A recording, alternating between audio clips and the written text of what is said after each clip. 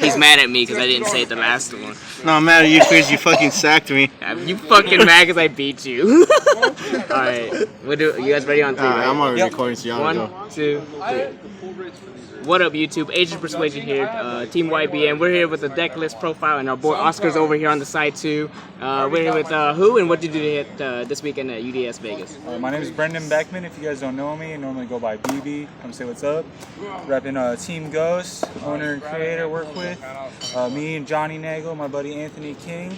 Yes, and I dropped my third event in a row with Zodiacs again. I did not play 58 cards this time. I did still play 50 cards though. So people might call me crazy. It's more than just lawn mowing. I do break down the percentages on like the percentages of everything in my deck to understand like. So I'm not just crazy on my 50. Yeah. You did some math. Yeah, I do some math. I do some math. But all right, guys, here's the deck profile.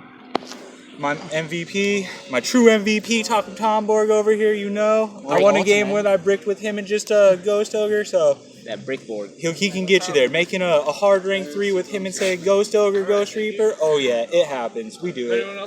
3 Rat, of course. 3 Rifers, of course. I play 2 Thoroughblades. You still need them to beat over. I don't play 3 because it does get cloggy, and over the 3rd I do play Ram. Yes. Ram has great utility with its revival effect. It's good against Paleozoics because it stops non-targeting traps. And the 2000 defense actually comes up quite a bit. Especially in the mirror. Yeah, especially in the mirror. There's not a lot of things that can get over 2000 defense. They normally have to Viper to get over it, or they just have.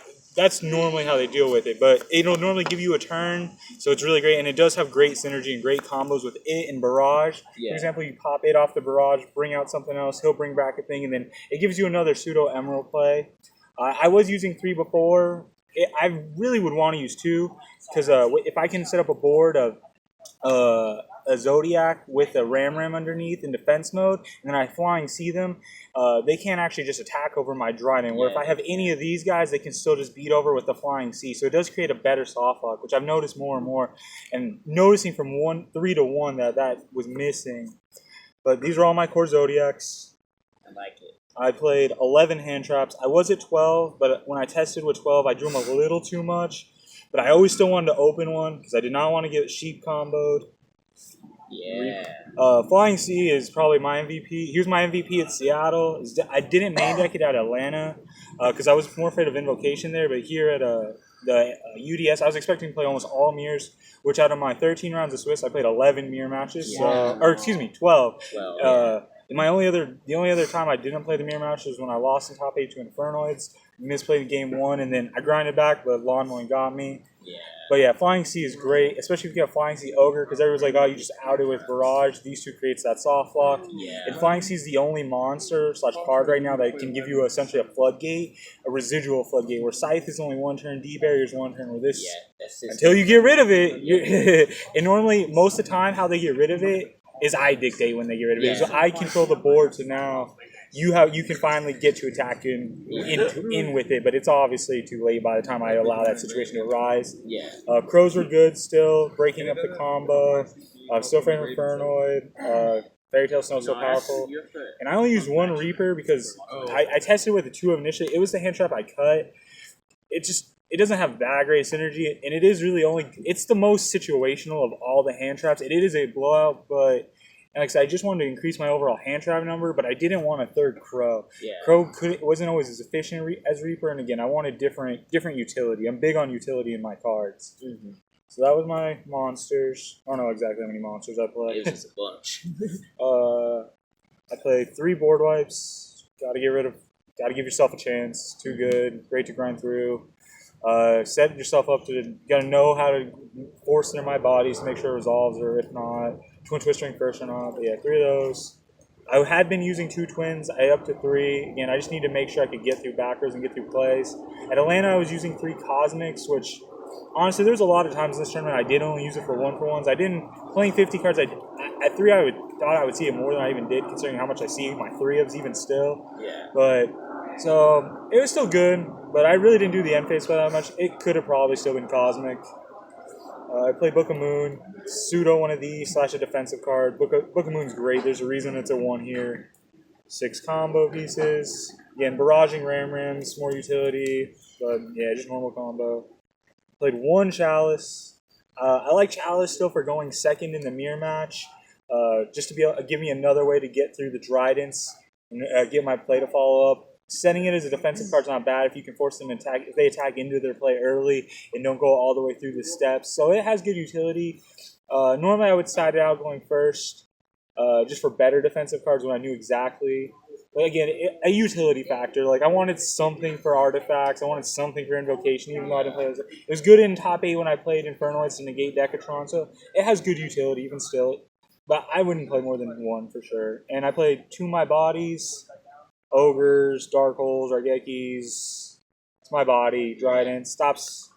And then the last second card I threw in that I've been debating about for a while. I hadn't actually gotten the time to test it, but I've done quite a bit of theory on it. At the beginning, I didn't like it and favored Dress, but more in my gut, I always just kind of wanted to go with Lance, and I'm really happy I did for this tournament, considering how popular XYZ Universe is. There's at least 3 or 4 times I can remember where I've forbidden Lance to stop in XYZ Universe. Stopping that, these, if people still played them. If you need to make sure when they're barriering a specific XYZ, if you need just to make sure it goes through, it gives you that. Yeah. Another play is that when I flying see them, if I'm desperate or not. I did it once. Again, if you have to do it to get the turn back, I can Lance the flying C so they can't barrage it, or in response to the Chalice, so it's just still stuck there. So Lance has a lot of great utility. Again, one of my big utility and consistency, my biggest factors. I like it. There's my spells, my traps, combo, Compulse and Torrential, 3D barrier, and 3 strike. The reason these are obviously staples, great going second, combo. The only thing that's really different about any other build compared is Compulse. I favor Compulse over Warning and Forbidden Apocrypha and cards like XYZ Universe, because I like the more utility, more different situational plays where they could, if they're behind and they make one XYZ, I can just stop them at the first XYZ, which most of the time it's Borbo or Broadbow, so they don't get any value and they're losing the turn. Mm-hmm. So I'm getting that value, and like I said, when I'm behind, I can use it to get rid of something on the field already. If I can like strike, I can get rid of multiple things with already established problems. So I wanted a card that could also do that in a trap card, which this is the only thing that does.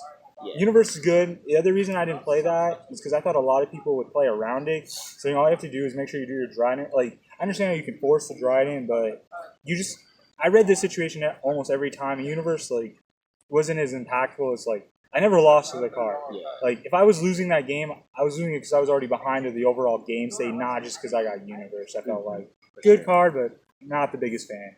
I cited a small Kaiju package. I've been debating between going to 5 or 7. 7 I just didn't want to draw that many Kaiju cards. Like, they're great, but you only really need to see 1 or if not 2 of these in a game total. So if I can resolve 1, and I'll search last, math is I shouldn't see this, or if I even draw these, if I can resolve 1, grab them. If I can do 1 Emerald play, I can make the second live. I've seen in OCG they've gone 3 and 3. To me, that's a little too risky. Knowing my luck, I just get pooped on, so I don't risk it that hard. I cited a Lunalight combo. Thought more people would main hand traps. They did. Honestly, never sided it in. Felt like it was just too risky of a play. Never needed it.